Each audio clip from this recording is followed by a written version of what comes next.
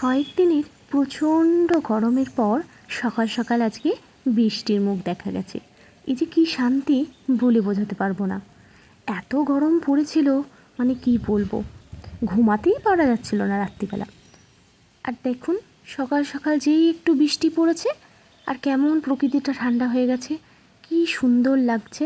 আর আমার গাছগুলোও কেমন যেন সুন্দর সতেজ হয়ে গেছে।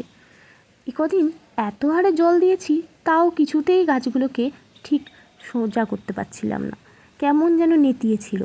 আর আজকে দেখুন, একটু জল পড়তে না পড়তেই কেমন চারিদিকটা সুন্দর হয়ে উঠেছে।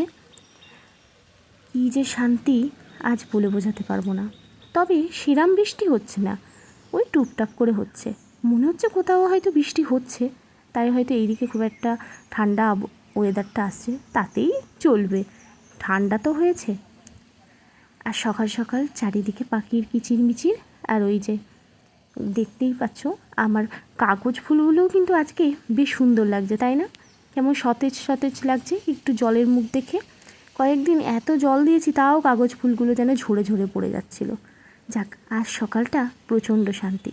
আচ্ছা, কোথায় কোথায় বৃষ্টি হলো? আপনাদের ওখানে বৃষ্টি হয়েছে?